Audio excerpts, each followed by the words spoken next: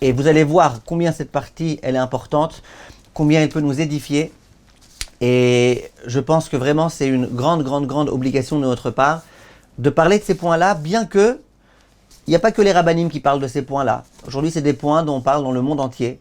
C'est des points dont même les non-juifs y parlent. Mais bien évidemment, nous, à notre façon, avec notre chère Torah, on aura bien évidemment notre façon de concevoir les choses. Le sujet d'aujourd'hui, c'est le sujet qu'on appelle en hébreu moderne le dimouy atzmi, ou alors la tadmit, à savoir l'image que j'ai de moi-même. Est-ce que j'ai une image de moi-même positive ou est-ce que j'ai une image de moi-même qui est négative? Et on va essayer, Bezrat Hashem, je pense pas qu'on fera tout en un cours parce que ça va prendre trop de temps et on va devoir aller trop vite. Donc j'aimerais, Bezrat Hashem, diviser ça en 2 cours, je pense. On va commencer aujourd'hui.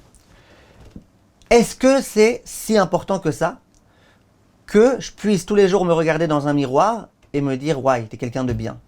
Vraiment, t'es quelqu'un de bien. T'as des qualités, t'es vraiment quelqu'un de magnifique, de gigantesque. » Ou est-ce que c'est pas bien? Peut-être on va dire c'est de la prétention, c'est de l'orgueil. Vous remarquerez par exemple qu'il y a des gens qui s'aiment beaucoup. Ils s'aiment, ils sont bien avec eux-mêmes, ils sont en intimité avec eux-mêmes. Et il y a des gens qui n'arrivent pas à se supporter. Comme je disais tout à l'heure, il y a des gens tous les matins systématiquement quand ils se réveillent, ils se regardent dans le miroir et ils se disent « Jennifer, vraiment je t'aime. Vraiment t'es une fille bien. Oh la cavote pour tout ce que tu fais. » Et il y a d'autres personnes qui se regardent tous les matins dans le miroir et qui se disent espèce de pourriture. T'es un nul, espèce d'hypocrite. Tout ce que tu... Et c'est bizarre. Il y en a qui s'aiment et il y en a qui n'arrivent pas à se supporter. Peut-être j'ai un petit peu exagéré. Il y a des gens qui, dès que tu leur dis un tout petit mot mal placé, ils se vexent, c'est la fin du monde.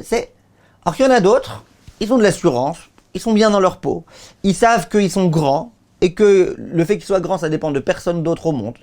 Ils sont capables d'assumer même ce genre de choses. Ils sont inébranlables. Il y a des gens qui ont beaucoup d'assurance, alors qu'il y a d'autres qui ont peur de leur ombre. La question que je vais me poser, a priori, on est tous d'accord que ça serait quand même une chose, c'est l'aspiration de tout le monde. Tout le monde aimerait bien s'aimer, aimerait bien se supporter, aimerait bien s'apprécier. Parce qu'on sait très bien que quand on s'apprécie, eh ben, on fait du bien pour soi-même. Quelquefois, on consacre du temps à soi-même. Quelquefois, on fait des choses qui sont bonnes pour nous-mêmes. Alors que quand les façons se délaissent et on donne aucune importance à soi-même, eh ben, très rapidement, on tombe et très rapidement, on se néglige. Et ça, c'est vrai aussi même pour le physique. Il y a des gens, ils se trouvent bien. Elle se trouve belle, elle se trouve comme il faut, elle est bien dans sa peau. Et il y a des gens, non. Il y a des gens, ils se trouvent pas bien. Quelqu'un m'a dit l'autre fois, une femme, quand elle se regarde dans la glace, qu'elle se trouve grosse, qu'est-ce qu'elle dit? Mince. D'accord? Et il y a d'autres personnes, ok, je suis bien, et alors? Si je suis un peu grosse, un peu forte, ça va, pas de problème. Alors, la question qu'on va se poser, c'est, premièrement, est-ce que c'est important, d'après la Torah, d'avoir une bonne image de soi-même? Deuxièmement, pourquoi c'est important d'avoir une image positive de soi-même? Troisièmement, comment on se forge une image positive ou comment au contraire on se détruit son image positive et on devient négatif? Et dans tout ça, vous allez voir qu'il y a énormément de choses importantes à dire, à connaître et à comprendre. Alors, lançons-nous, Bezrat Hashem, dans l'aventure. Il y a un grand rave qui s'appelle le Rav Wolbe. Je sais que vous avez entendu parler. L'autre fois, je le mentionnais et les élèves ont rigolé. Je leur ai dit pourquoi. Ils ont dit parce que bien sûr qu'on le connaît, vous passez votre temps à le mentionner.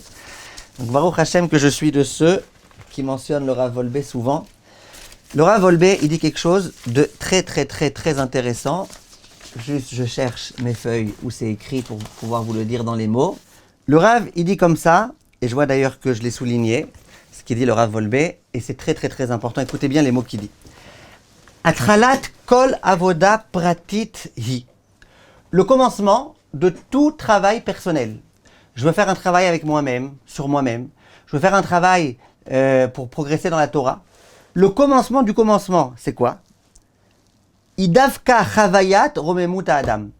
c'est le fait, pas simplement de savoir, mais Chavaya, c'est de vivre.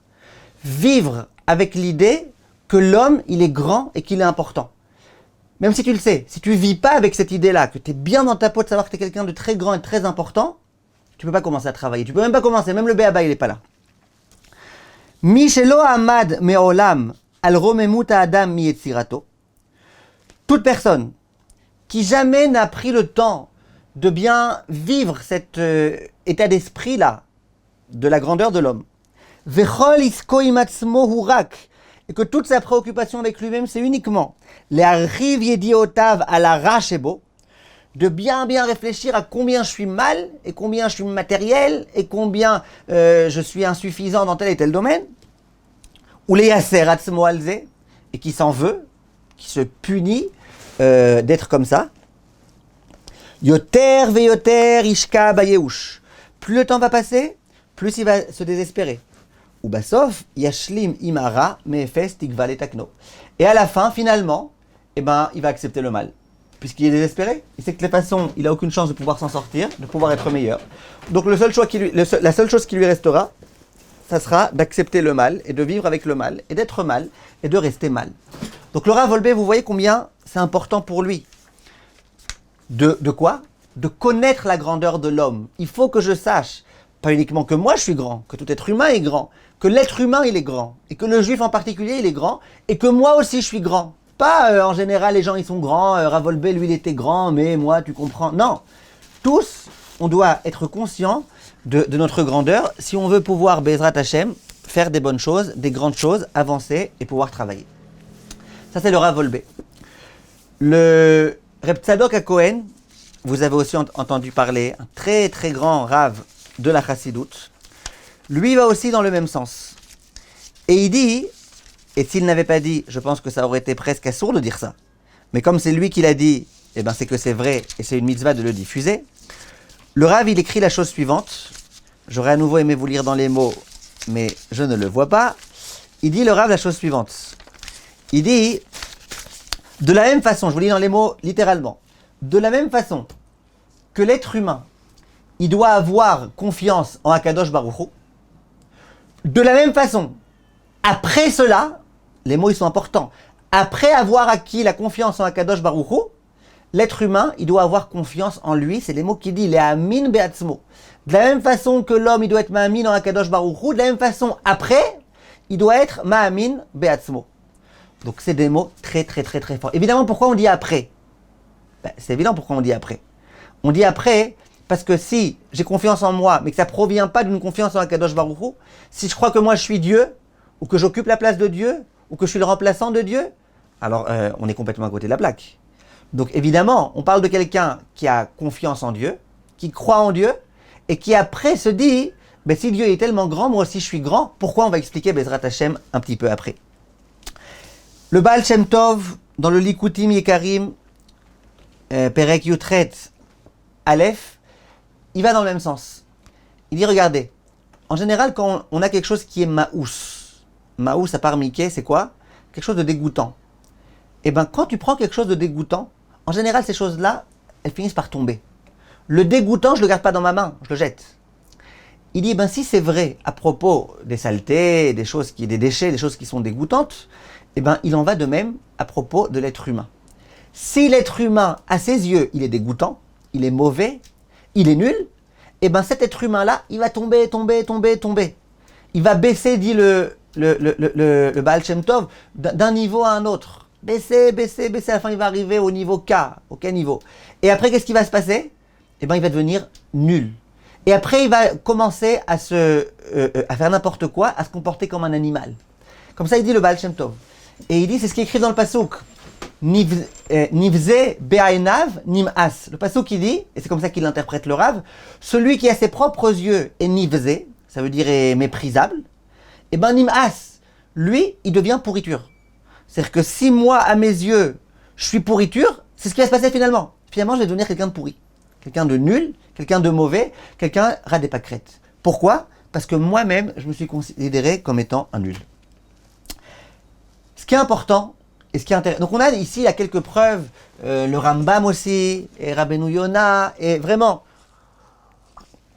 si on voulait citer des enseignements de Chachamim, on passerait la soirée. J'aimerais essayer d'aller un peu plus loin et de comprendre pourquoi Chachamim, ils ont fait une obsession de ce point-là. Pourquoi c'est si important que ça? L'essentiel, c'est que Dieu il soit là, qu'il soit grand. Et voilà, moi, laisse-moi faire ma vie. Et pourtant, tu vois que le Rav Wolbe, Rivka, dans Aleshur, Chelek Rishon, Daf Kuf Samerchet, Rav Wolbe, il dit, de façon explicite, que c'est tellement important. Pourquoi c'est tellement important? Pour ceux qui veulent les références, Reb Tzadok HaKohen, c'est dans Tzidkat HaTzadik, paragraphe Kuf Nun Dalet. Et le Baal Shem Tov, je vous ai dit où c'était. Alors, écoutez bien, on va commencer à développer quelques points. Et chacun de ces points, c'est vraiment urgent à tout juif de le connaître. Premier point, tout être humain a un potentiel. Et d'ailleurs, pas que les êtres humains, mais les animaux, ils ont des potentiels. Toute chose a un potentiel. Ce potentiel-là, si on s'en sert, eh ben c'est très très bien. On pourra faire des grandes choses, surtout si c'est un grand potentiel. Si on méconnaît ce potentiel et qu'on pense qu'il n'existe pas, on ne pourra rien faire. Pourtant, le potentiel, il existe. On ne pourra rien faire. Tu as un cheval de course. Il est super rapide. Tu peux prendre ce cheval, le vendre aux gens du tiercé. Tu peux faire plein de choses avec. Mais toi, tu crois que bon, c'est un petit cheval, et puis il ne faut pas trop le fatiguer, le pauvre, il risque de mourir. Donc à chaque fois, tu vas au pas, jamais au trot, parce que c'est trop pour lui. Au galop, n'en parlons pas. Eh ben, c'est dommage, tu passes à côté de quelque chose. Tu as un cheval, c'est un bulldozer. Et toi, comme tu ne connais pas ses capacités, tu ne vas pas te servir des capacités que ce cheval, il a. Et dans tous les domaines de la vie, je donnais un exemple tout à l'heure, et je disais, regardez, moi, quand j'écris à l'ordinateur, j'écris à peu près avec 2 doigts. Un doigt, un autre doigt. En général, ça fait beaucoup de bruit quand les gens qui savent écrire qu'avec 2 doigts, ils écrivent tac, tac, tac. J'écris avec 2 doigts, comme ça. Regardez une secrétaire qui s'y connaît bien. Alors elle, on dirait une pianiste, avec ses 2 mains, dans le silence le plus total, c'est même pas la peine de faire du bruit, elle écrit à une vitesse faramineuse. Moi, je suis en train de regarder le clavier, je regarde le clavier, je regarde mes doigts, je regarde l'écran, je vois qu'il faut appuyer sur des lettres, et elle, tranquille, elle regarde l'écran, simplement, même pas le clavier, elle regarde à droite, à gauche, elle peut chanter en même temps, et elle écrit. Maintenant, vous êtes d'accord qu'elle va beaucoup plus vite que moi? Pas que 10 fois plus vite que moi. Ou pas que 5 fois plus vite que moi, parce qu'elle a 5 fois plus de doigts dont elle se sert que moi. Elle écrit beaucoup plus vite. Maintenant, la personne qui a eu le génie de découvrir qu'on pouvait se servir des 10 doigts pour écrire, eh ben c'est grâce à cette découverte que les gens maintenant ils sont au courant qu'ils ont un potentiel bien plus grand que ce que les gens ont pu penser avant. Moi, c'est un exemple qui me parle, cet exemple-là. Et peut-être que demain, ils découvriront aussi des claviers qu'on met sous la table, et on peut se servir en même temps des 10 doigts et des 10 orteils de pied. Bonjour aux mauvaises odeurs. Mais en tout cas, ça ira même encore plus vite. Ça veut dire que quand tu as un potentiel et que tu t'en sers pas, tu passes à côté de beaucoup de choses. L'être humain, il a des capacités. Maintenant, si je suis conscient de mes capacités, si je sais que je suis le fils d'Akadosh Baruch Hu, si je sais que malgré ma matérialité, je peux m'élever, je peux lutter contre mon Yetzer Hara, lutter contre les bêtises, lutter contre le monde de fou dans lequel on vit, lutter contre les tentations et les séductions et la mode de folie qu'il y a chez nous. Si je sais que j'ai ça, eh ben je pourrais me servir de mes forces. Mais si je pense que je suis un nul, et que dès qu'on me dit que je suis bien, je dis ah non, surtout pas. On te dit que t'es intelligent, tu dis oh arrête de me dire ça, ça me stresse. Et qu'est-ce que tu veux faire? Tu pourras pas faire parce que t'es pas conscient de tes potentiels. Or le juif, ce qu'on attend de lui, c'est quand même un grand travail. Parce que le juif, le matin, il se réveille. Depuis le matin jusqu'au soir, il a des commandements à accomplir. Il y a des interdits. Et puis, il doit être connecté non-stop avec Akadosh Baruch Hu. C'est pas facile. C'est pas facile. Alors, si tu penses que t'es un kidam, et que t'es n'importe qui, et que voilà, ben tu feras rien. Mais si tu sais, je suis pas n'importe qui, j'ai une neshama très très forte, et je peux m'en servir, et je peux faire des choses, là, tu pourras faire. Donc, le premier point important à comprendre, c'est que si tu as des capacités, mais que tu ne les connais pas ou que tu les sous-estimes, tu ne pourras rien faire. Le juif, il doit connaître ses capacités et comme ça, il pourra arrêter. Et celui qui connaît ses capacités, il peut aller très très loin. Il y a des gens qui me disent « mais moi je ne peux pas, je suis incapable d'arrêter de fumer, c'est trop dur ». Il y en a d'autres qui me disent « ah c'est facile d'arrêter de fumer, moi j'arrête 20 fois par jour ». Chacham Gadol. Si tu penses que tu es un incapable, eh ben, tu ne feras pas grand-chose. Mais si tu sais que tu es un grand homme et que tu as une neshama très très très élevée, presque comme Dieu, tu peux faire des choses grandioses dans ta vie. Ça, c'est le premier point que je voulais développer avec vous. Donc, à nouveau, connaître ta grandeur, ça veut dire connaître tes capacités, ça veut dire ne pas sous-estimer tes capacités. C'est ça qui va te donner la possibilité de t'en servir. Deuxième point que je voulais vous dire, c'est un autre point très très très important. Le Rav Tzadok HaKohen à nouveau, dans le Tzidkat HaTzadik Kuf Sameche, il donne ce secret. Et il dit la chose suivante, et tous les Chachamim le disent, chaque être humain a une neshama différente l'un de l'autre. Ma neshama à moi, c'est pas la même neshama que toi. Et ma neshama à moi, c'est pas la même neshama que celle de Raphaïm Kanievski. Chacun a sa neshama. Maintenant, et le Rav il explique, le Rav Tzadok HaKohen, il dit regarde, si toutes les neshamot, elles étaient complètement identiques, alors pourquoi Hachem il les a créées en double? Hachem il fait pas d'erreur. Si Hachem il a créé deux êtres humains, c'est que chaque neshama elle a son rôle à jouer sur terre. Comme ça dit Rav Tzadok HaKohen. Donc chaque être humain, il a une neshama particulière. Il doit se servir de cette neshama pour avancer. Cette neshama elle va lui permettre de devenir très très grand. Il va devoir se réaliser grâce à sa neshama. Quand simplement les empreintes digitales de chaque être humain sur terre, on s'aperçoit combien elles sont différentes, et qu'il n'y en a pas une qui ressemble à l'autre, alors que c'est un détail. Aujourd'hui, les patrons, ils se servent de ça pour vérifier qu'on est arrivé à l'heure. Ok, mais je ne sais pas si c'est pour ça, en tous les cas, au départ, Kadosh Baruch Hu, il a créé ça. Peut-être qu'Akadosh Baruch Hu, il a créé ça pour qu'on comprenne. Même les empreintes digitales, elles sont différentes. Tu comprends bien que ta neshama, qui a un rôle beaucoup plus important que tes empreintes digitales, tu comprends bien qu'elles sont différentes. L'être humain, il a une spécificité. Chaque être humain. Et qu'est-ce qui se passe s'il a une spécificité? Eh bien, il faut qu'il la connaisse, sa spécificité, pour pouvoir se réaliser. Parce que si moi je suis quelqu'un de spécial, et que j'ai une intelligence particulière, que j'ai une voix particulière, que j'ai un don particulier, que j'ai des midotes particulières, mais que moi je ne suis pas au courant, et que la seule chose que je tiens à faire, c'est à imiter un tel, je risque de passer à côté de ma vie, je risque d'être malheureux, et je risque surtout de ne pas me réaliser. Et je risque de ne pas faire ce pourquoi Hachem m'a créé, et ce pourquoi Hachem m'a donné cette neshama, cette âme. Donc, vous voyez à côté de quoi on passe.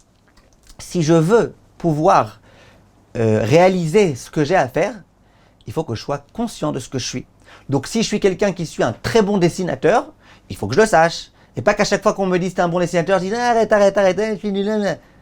Si je suis un bon orateur, il faut que je le sache. Et pas chaque fois je dis si je suis un bon Talmid Chacham, un bon étudiant en Gemara, eh ben faut que je le sache. Comme ça, je pourrais donner les cours de Gemara. Bref, vous avez compris un petit peu l'idée. Une fois, il y en a un qui a acheté un nouveau four.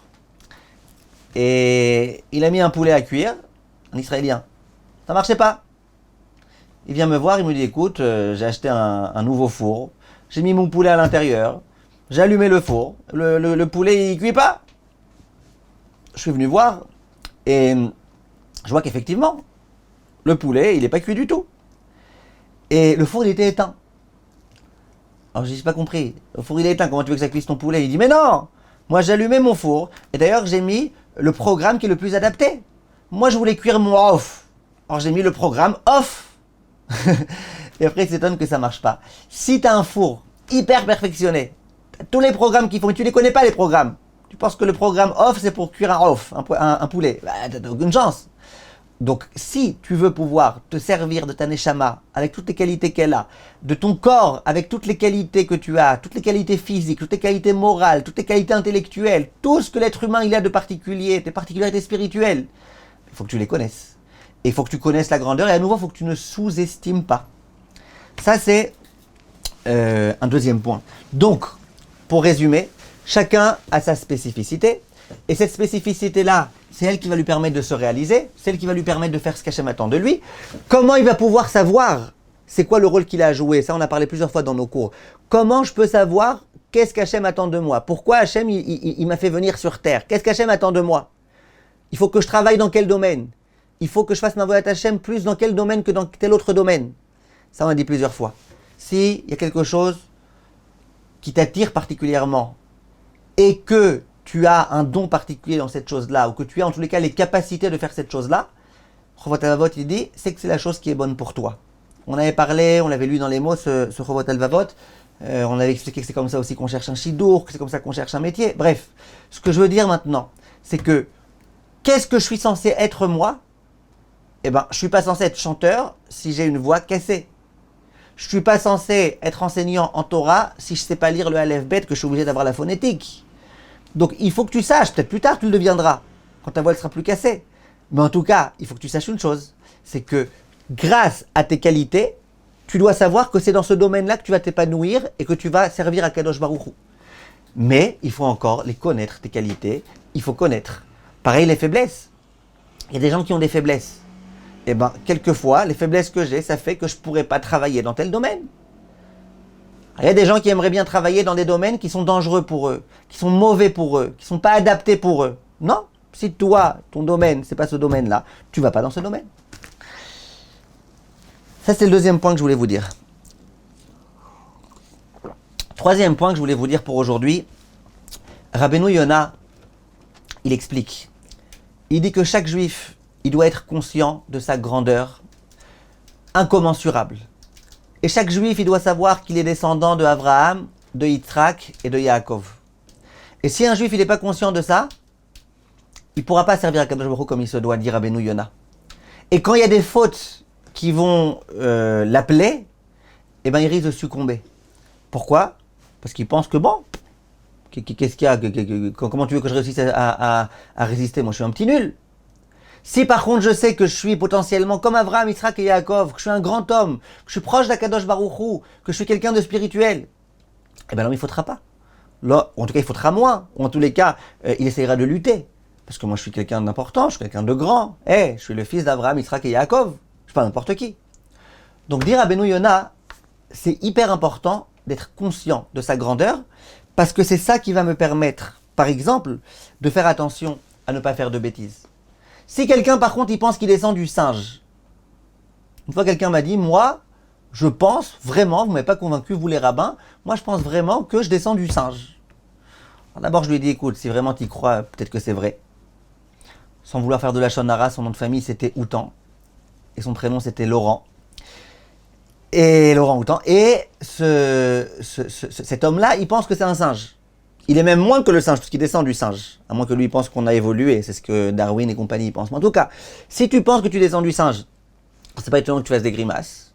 C'est pas étonnant que tu sois pas capable de te comporter avec des références. C'est pas étonnant que quand il y a un petit peu à manger et qu'on est nombreux, que tu te jettes sur la nourriture et que tu penses pas à l'autre. C'est normal. Tu penses être un orang-outan. Qu'est-ce que tu veux faire? Par contre, si tu étais conscient que tu étais un être humain, parce que je vous assure, dans le zoo, tu vois, quand on leur lance la nourriture, les singes, ils se battent pour que chacun puisse avoir sa part. Ça veut dire quoi? Ça veut dire qu'il y a une différence entre un singe et un être humain. Mais aujourd'hui, avec les folies du vegan et du végétarisme, et de toutes ces personnes-là, récemment, un juif intelligent, me dit, mais de quel droit tu veux que moi je mange du poisson? Je dis, pourquoi pas? Il me dit, mais qui me permet à moi de tuer un poisson pour mon propre profit? Qui me dit? Je dis, mais c'est quoi le problème? Il me dit, mais le poisson, lui aussi, c'est un être vivant. Je lui dis, alors? Il me dit, qui dit que moi je suis supérieur au poisson? Demain, il va me dire, qui me dit que je peux manger des carottes? Qui dit que je suis supérieur à une carotte? Et après, demain, il va me demander d'où j'ai le droit de respirer. Je profite de l'air et des microbes qu'il y a dedans. Mais si quelqu'un y pense qu'il est égal à un poisson, et qu'il ne vaut pas plus qu'un poisson, c'est pas étonnant que toute la journée il tourne dans son aquarium et qu'il fasse un poisson, t'es un poisson. Vient Rabbeinu Yona et dit, mais t'es pas un poisson. T'es un être humain. T'as une neshama supérieure à tous, puisque t'es le fils d'Akadosh Baruch Hu. Bani matem lachem elokechem. Il faut vivre avec ça. Je vous assure que le juif qui se réveille le matin en se disant, je suis le fils d'Akadosh Baruch Hu, et j'ai une neshama très forte, et je peux Bezrat Hashem réussir, et je suis en train d'aller vers le Olam Haba, et je peux aider les gens. Cet homme-là, il va pas faire les petitesses, les choses complètement ridicules que font ceux qui se pensent pour des singes ou être des poissons. Quatrièmement, l'envie de vivre. Tous les êtres humains, ils ont une envie qui est l'envie de vivre. C'est quoi l'envie de vivre? L'envie de vivre, ça veut dire être heureux de vivre. Vous voyez bien que même les gens qui pensent pas que c'est interdit de se suicider, les goïms, Baruch Hashem, la plupart d'entre eux ne se suicident pas. Donc, tu vois que même quand ils ont des difficultés, il y a un amour de la vie. Ou une peur de la mort en tous les cas. C'est quoi l'amour de la vie? Comment ça se manifeste, le fait que je suis heureux de vivre? Qu'est-ce qui peut me donner l'amour de la vie et qui peut me permettre de cultiver cet amour de la vie? Eh bien, c'est très simple. C'est très simple. Et ça, dans les Chachmei Kabbalah, ils insistent aussi sur ça. L'idée est très simple. Chaque être humain, il est sur Terre, il a un rôle à jouer. Chaque être humain, plus il va réaliser son rôle à jouer, plus il va se sentir dans son élément, plus il va sentir qu'il est nécessaire. Ce qui me permet de comprendre que je suis vivant et de vivre avec l'idée que je suis quelqu'un de vivant, c'est que j'ai quelque chose à donner. C'est que je suis nécessaire. Et vous les voyez, les gens qui passent des heures entières à faire du volontariat dans tout type de choses de chesed. Ils ne sont pas payés un sou. Mais ils sentent qu'ils sont nécessaires. Quand quelqu'un sent qu'il est nécessaire, eh ben, il est joyeux, il est heureux, il a compris pourquoi il est là. Vous remarquerez qu'il y a des gens qui ont toute leur vie travaillé dans la science, dans la médecine, dans des choses nécessaires. D'un coup, ils sont devenus âgés, à la retraite, ils n'ont plus grand chose à faire, ils se sentent inutiles, ils se sentent être un poids pour leurs enfants et leurs petits-enfants. Et très souvent, tu les vois, ces gens-là, ils te disent, mais j'ai plus envie de vivre, à quoi ça sert de vivre? Et oi va voy quand tu leur dis jusqu'à 120 ans. Il a 70 ans déjà, il veut plus vivre, tu lui dis jusqu'à 120 ans, il voit même pas comment il va pouvoir. Par contre, tu as des Talmidei Chachamim, tu as des tzadikim, qui eux arrivent à l'âge de 70 ans, et plus le temps il passe, plus ils ont envie de vivre. Après Kanevski, je te promets qu'il avait hyper envie de vivre jusqu'au dernier moment.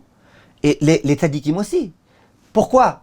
Parce que ce qu'ils faisaient jusque-là, à savoir étudier la Torah, donner au Klal Israël en étudiant la Torah, donner à Kadosh Baruch Hu Kaviachol en faisant ce qu'Akadosh Baruch Hu nous demande, accomplir les mitzvot, ce qu'ils ont toujours fait toute leur vie, ils peuvent continuer à le faire.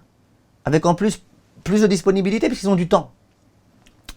Donc quand tu sens que tu es dans ton élément, que tu fais ce pourquoi tu as été créé et que tu le fais, tu as envie de vivre. Quand tu sens que tu ne sers plus à rien, que tu es un vieux crouton, tu n'as plus envie de vivre. Et bien ça, c'est ce que Chachamim nous enseigne. Maintenant, ça veut dire quoi savoir que je donne?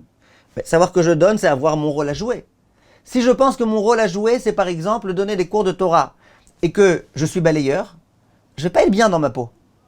Même si je suis balayeur à Yerushalayim et que je sais que c'est une grande mitzvah de faire en sorte que Yerushalayim soit une ville propre et que c'est ok, mais je ne sens pas que c'est moi, je ne sens pas que c'est ce que j'ai à donner. Moi, j'ai autre chose, je ne dis même pas j'ai mieux, je dis moi j'ai autre chose à donner. Donc je ne me sens pas dans mon élément. Quand est-ce que j'ai le sentiment que je vis? C'est quand je fais ce pourquoi j'ai été créé et que je sens que je fais ce pourquoi j'ai été créé. Et ça me donne une satisfaction très, très, très, très grande. Donc, pour résumer, ce que je suis en train de dire maintenant, l'envie de vivre, elle passe par le fait que je suis conscient de mes qualités qui sont des qualités intrinsèques, qui sont des qualités qu'il n'y a que moi qui ai et personne d'autre, et que je me sers de ces qualités-là pour faire ce que j'ai à apporter dans le monde. Le juif, il a une neshama, la neshama, elle a des attentes. Et le juif, plus il imite le comportement qui est censé être son comportement et ce pourquoi il a été créé, plus sa neshama, elle se sent bien. Enfin, pour terminer avec cette première partie qui est le pourquoi l'amour propre, pourquoi le fait de se connaître c'est tellement important, il y a encore autre chose qu'il faut connaître. Si tu veux respecter quelqu'un, vous allez voir qu'on va en arriver à soi-même. Si je veux me respecter, si je veux me supporter, si je veux m'aimer, venez, on commence à réfléchir par rapport à quelqu'un d'autre.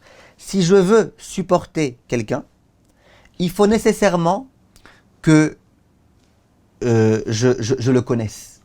Tu veux respecter quelqu'un, il faut que tu le connaisses. Si tu connais pas quelqu'un, tu auras du mal à le respecter. Je vous donne un exemple qui m'est arrivé, je l'avais déjà raconté une fois dans un cours, et je pense que c'est un exemple parlant. Il y a de nombreuses années, j'ai été une fois au Kotel HaMaaravi, au mur des lamentations, un matin, au Netz Hachama. J'ai été pour prier.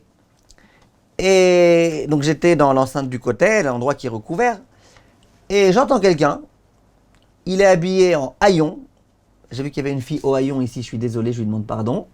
Il était habillé, elle est plus là, il y avait quelqu'un, il était habillé en haillon, et il criait, ça veut dire que quand on voulait tous faire notre Kriyat Shema, et lui il faisait Shema, avec des grimaces comme ça, mais moi j'arrivais pas à me concentrer. Comment tu veux te concentrer quand t'as quelqu'un qui te crie dans toute l'enceinte du kotel, avec des mais j'arrivais pas à prier. J'ai commencé à me lamenter, bon c'était l'endroit qui s'appropriait, et je me suis dit, mais attends, mais il est dérangeant celui-là. Je me suis dit, moi c'est la dernière fois que je vais en kotel à cette heure-ci, imagine je reviens au kotel, il est là, j'arrive pas à me concentrer, Bichlal.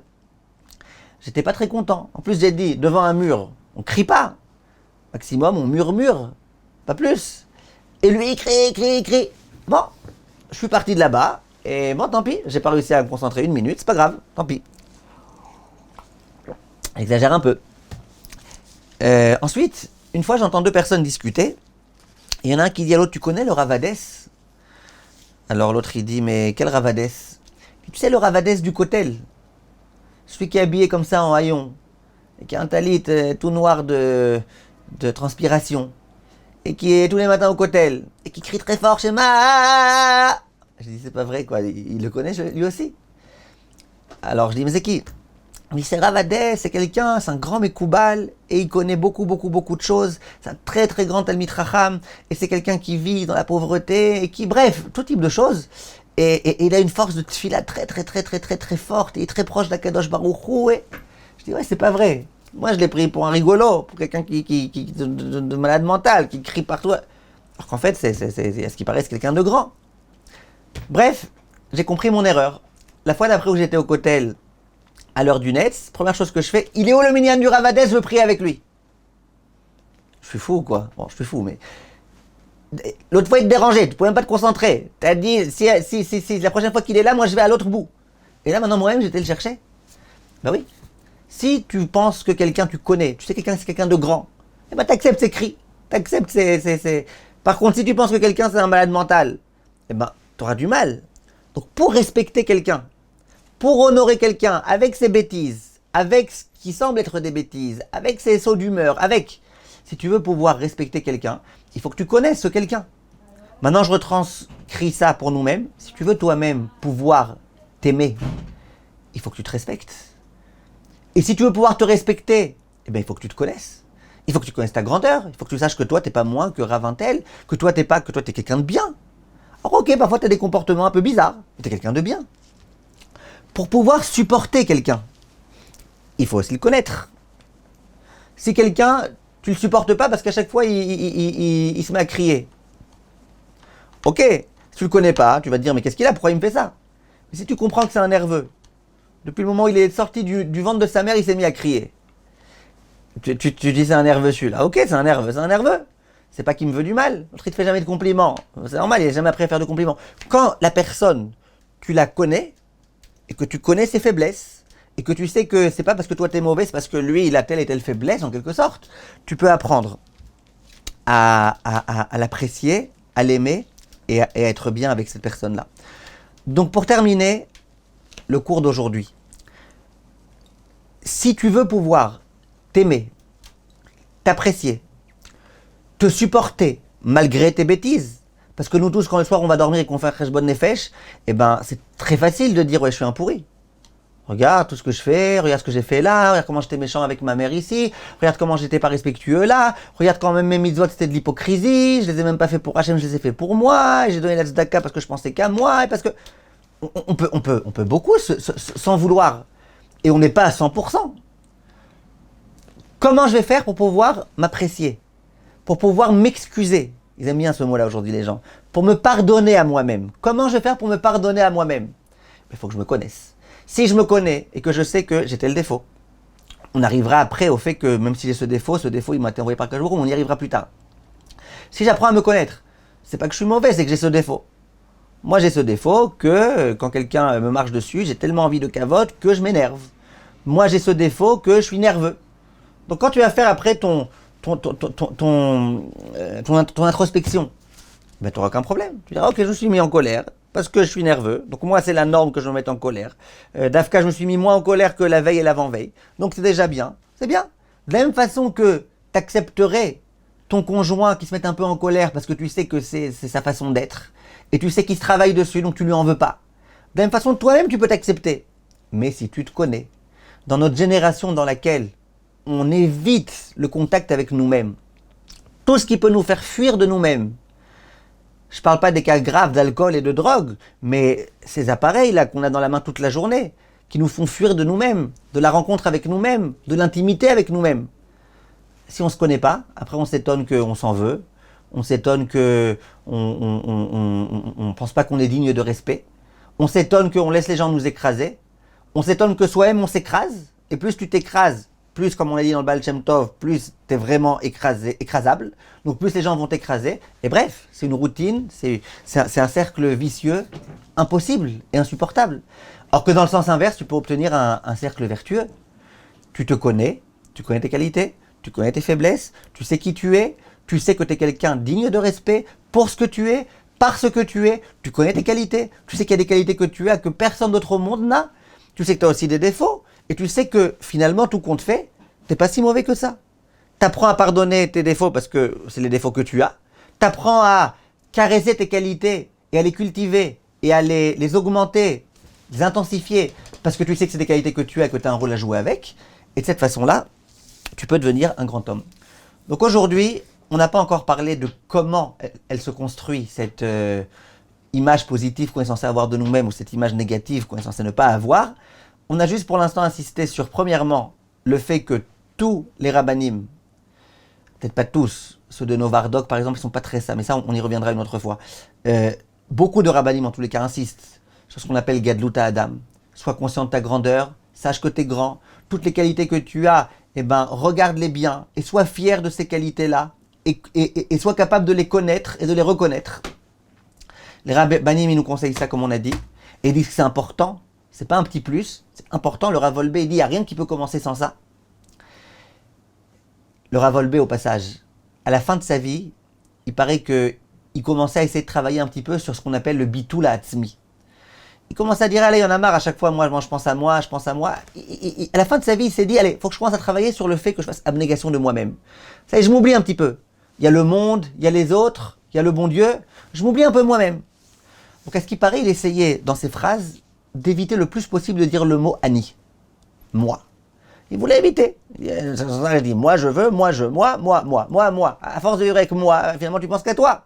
Donc, le Rav, il s'est dit, allez, maintenant, j'ai un certain âge, j'ai travaillé, on va essayer d'annuler le moi. Et il faisait des phrases, même quand il devait dire moi, eh ben, il s'arrangeait pour ne pas dire le mot moi.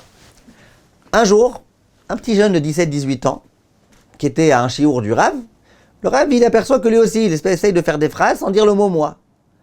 Alors, le Rav lui dit, mais pourquoi tu parles pas en hébreu correct? L'autre, il dit, c'est vous qui m'avez appris qu'il faut annuler le moi. Et là, le Rav, il a dit un mot très fort. Appréciez la beauté de ce qu'il a dit, le Rav. Le Rav, il dit, avant de pouvoir annuler le moi, il faut déjà qu'il y ait un moi.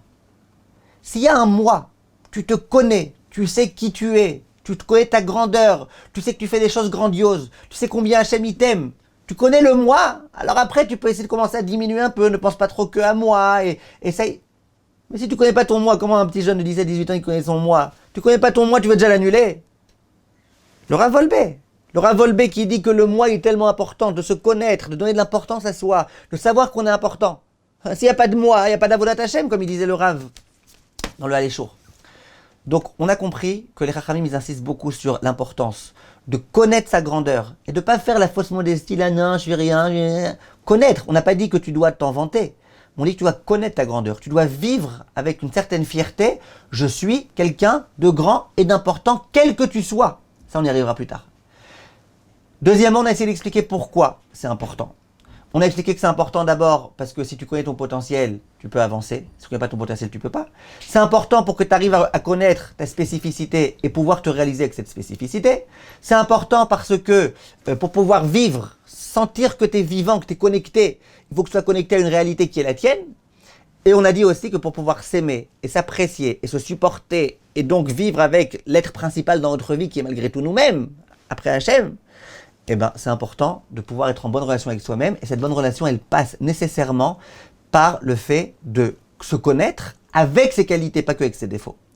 Voilà, on a encore beaucoup de choses à dire, mais on laissera ça pour la semaine prochaine, Bezrat Hashem.